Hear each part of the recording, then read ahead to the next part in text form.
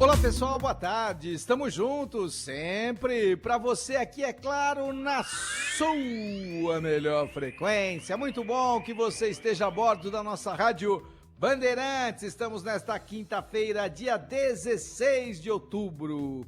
Alívio, esperança, confiança. Vencer em convencer é sempre uma maravilha.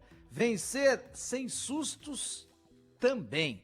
Brasil 4, Peru 0. Até aí, muita calma nesta hora.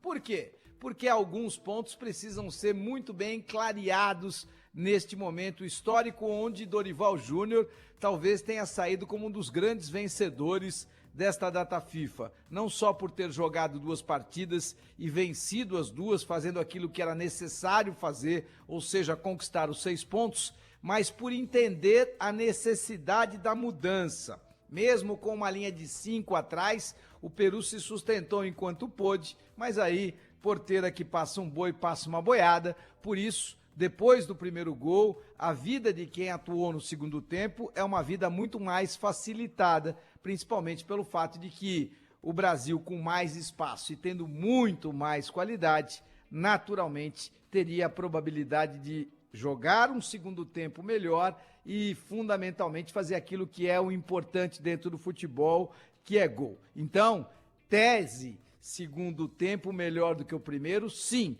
mas a construção para que este segundo tempo pudesse ser melhor, essa construção veio do primeiro gol conquistado no primeiro tempo. Mas o duro é sempre abrir a porteira, todo mundo sabe. Quando você joga com um time que coloca um ônibus na frente, fundamental é você saber o que é que precisa fazer, a resiliência de entender os muitos ataques que tem que realizar para que um seja produtivo e eficiente e a partir daí sim os espaços serão alcançados. O Brasil com espaço sempre será melhor.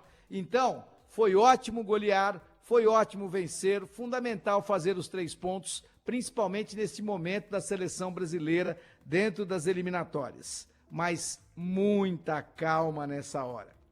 Durante 6 anos, isso é muito bom compartilhar com os meus ouvintes e com as minhas ouvintes aqui da Rádio Bandeirantes, nesta quinta-feira que estamos entre sol e nuvens, pelo menos aqui na cidade de São Paulo, sem previsão de chuva para quinta e sexta, com previsão de chuva para boa parte da região sudeste no próximo sábado, mas neste momento, entendendo que a vida também fica meio entre sol e nuvens, a vida também às vezes é mais seca, em outros casos é mais pródiga, mas você tem que enxergar os sinais. Durante 6 anos, nós fomos enganados, é uma palavra forte, mas fomos meio que ludibriados, que também não é uma palavra tranquila, pela ideia de que o Brasil era muito talentoso, que o Brasil era muito competente. Por quê? Porque o Brasil fazia exatamente o que fez ontem. Jogava contra o Peru e goleava, jogava contra a Bolívia e goleava, jogava contra a Costa do Marfim e ganhava com tranquilidade, jogava contra o Equador e ganhava com tranquilidade.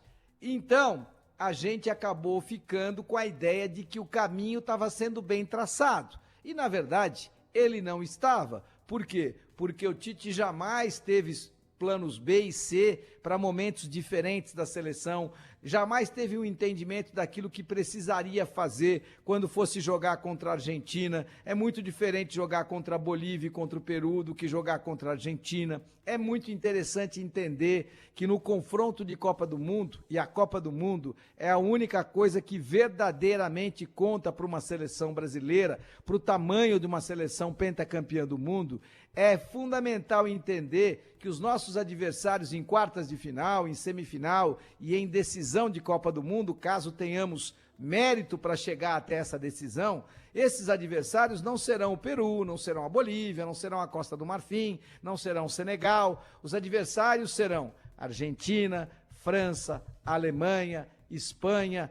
Estes serão os nossos adversários. E agora ainda com a Itália, comandada pelo Luciano Spalletti, como uma nova player deste mercado onde as seleções voltam a se colocar entre grandes favoritas para a conquista da Copa do Mundo de 2026. Então, no fronte da seleção brasileira, pensando em Copa do Mundo, você não pode ter Bolívia, Equador, Peru. Estes são times que você vai ter que passar, vai ter que exercer o favoritismo dentro das 4 linhas, mas jamais poderá se enganar que pelo fato do Brasil ter vencido e goleado ontem o Peru, o caminho todo está traçado. Adversários fracos não são parâmetro, não se esqueçam. Durante 6 anos, o Brasil sempre esteve na primeira ou segunda colocações das eliminatórias. Isso significou o quê?